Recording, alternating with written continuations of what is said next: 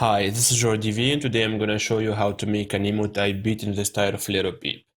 So if you are looking to make this type of hip hop beats or emo beats, you need to sample guitars, ambient guitars, some post-rock guitars, and like pianos, pads, and stuff like that. I know that Lil Peep producers often sample like old shoegaze like Mojave 3 and other bands or post-rock tracks. For this one, I've decided to go with a couple of guitar samples. So I started with this guitar sample. I'll let you listen to it. Let me put an anchor there.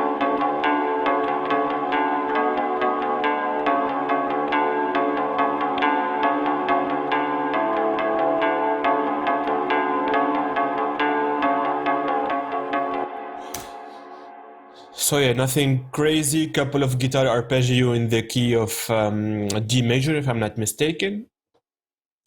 I've decided to cut some of the EQ8 and I added an EQ3 to add a little bit of surgical like parametric EQing or cuttings of the low frequencies because I didn't want the low end since it will be mainly occupied by the 808 bass. So once I had that, I've decided to go and add another layer. So for those two tracks, it's basically the same D major chord played like each 4 bars, and I've decided to put them on 2 tracks and pan one 10 to the right and the other one 10 to the left or 13 to the left. And I added a little bit of reverb with some decay time to make a kind of reverby texture. Same processing here for the other one. I'll let you listen to them. Sorry, let me unsolo this one.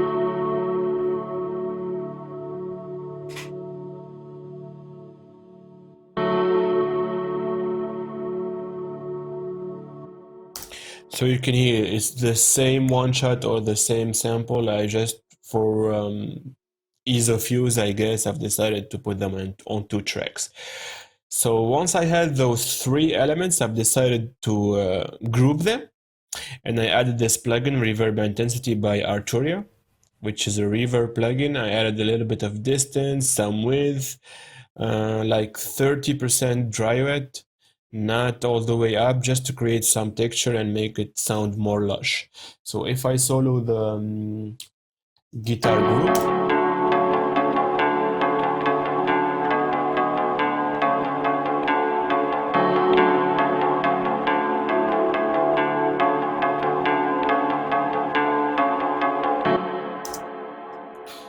so yeah, I think it sounds great.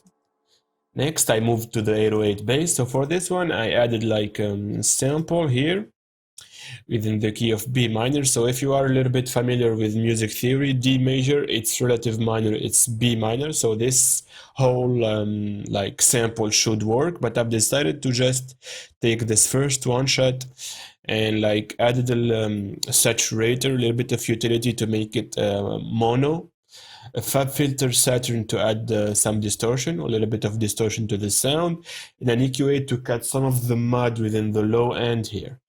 So once I had that, I played this pattern for the 808. And next I went here to the filter global. I've made sure I have one voices activated so I have a little bit of a glide on my sound. And next I went to the modulation and put the pitch bend range on plus 24 semitones. So this way I can like pitch bend my sample 2 octave within the range of 2 octave. I hope that was clear. Next, once I had that, I moved to the pitch envelope area here and I've played this. So I added a little bit of automation to have this 808 glides. So if I solo this bass, let's listen to it. You can hear the glide here activated.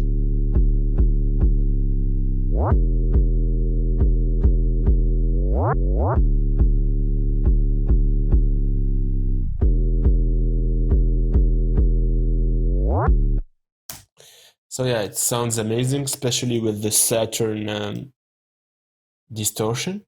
It's a great plugin to add for your 808. Actually, you might want to be a little bit careful with it because sometimes it will sound too distorted and it will occupy the whole low end of your track and it will sound messy at the end. So I just added a little bit of it here. So once I had those three elements, I moved to the drums. So for the drums, we have the kick here. Sorry, my tracks are not like super organized right now, but yeah. So I've played this kick pattern, which is basically like following the 808 with some extra one notes here and there. No processing so far on the kick. I've decided to go with a light kick since the 808 again it's occupying the low end. Next we have this snare. It's a Sony D snare. I added a little bit of distortion, some EQ3 to cut some of the low end, a little bit of reverb, also a little bit of delay. You can hear it in the back. With this subgenre, you have kind of permission to add a little bit of reverb and delay since the idea is to make the sound more dreamy and atmospheric for the rapper. So we are not looking for like hard and harsh snares or anything like that, at least in my opinion. Next, I moved to the hi-hat. So for the hi-hat, I added again another loop, but I like sliced it and just picked the first one shot. So you can see here, I added an EQ8 to cut the low frequencies, and I've played this pattern.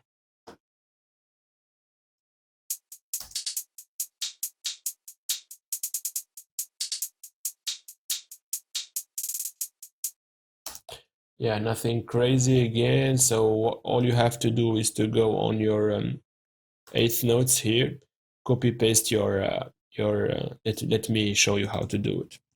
So you copy paste your MIDI notes like this, then go to 16ths and decide or like let's go and decide where you want your fills. So for this instance here, also you can play with the velocity to make it more human. Once you have that, maybe also copy paste it. And again, maybe you want to go to 32 here and add another fill. Once you have your basic pattern, all you have to do is add some kind of a counter melody to it within the lower octave to make it more interesting and give it this impression that you have a couple of hi-hats playing instead of one. So let me undo that.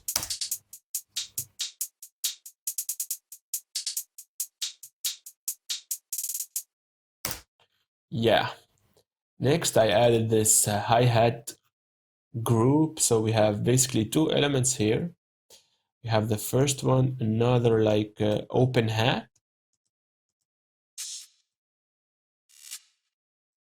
And the second sample is percussive element with hi-hat roll. So we have a hi-hat roll here and a percussive element at the end. And here we have another hi-hat that's playing all along with the first hi-hat, but like not all the time to give it a more texture. So if I solo those two elements, you can hear my hi-hat here playing each like half a bar, just to give it a little bit more texture and make it more like interesting. So we are layering, our hi-hats. So if I play the first group of the hi-hats and this one,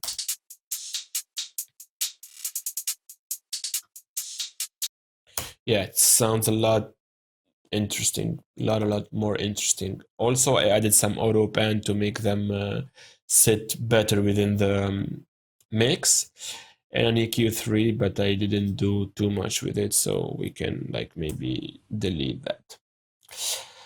So once I had my hi-hats, my kick, and my snare, I've decided to add like a counter time snare.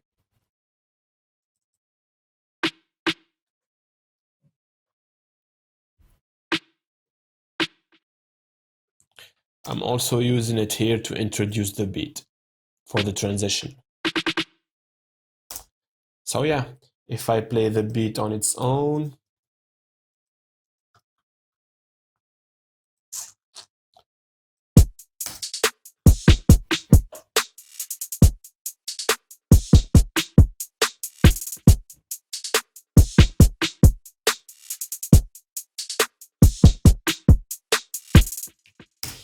yeah, it sounds great in my opinion. So next I moved to this sample. I added this guitar swell sample and I played it an octave lower here. As you might see, we are in C2.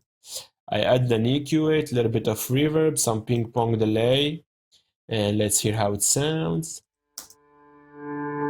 This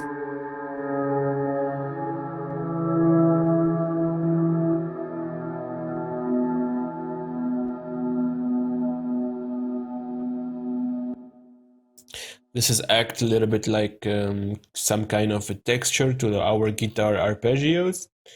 And finally, actually, we have this vocal sample in the key of B minor, again, the relative minor to our D major scale. It works amazing. Let me solo this one. So I added this sample from like a pack on Splice called Emotive Beats, I think. I add a little bit of EQ8 to cut a little bit, to cut the low frequencies and some of the high frequencies, as you might see here. Some reverb with a huge decay time to make this sound, to add a little bit of texture to our vocal sample, and a ping pong delay at the end.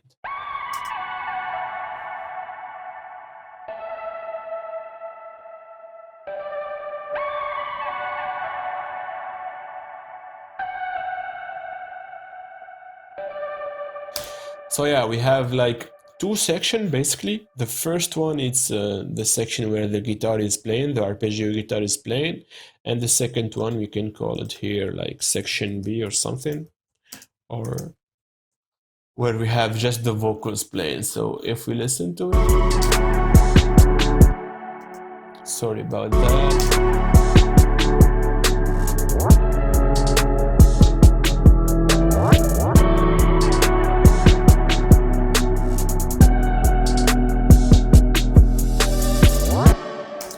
And back to section A.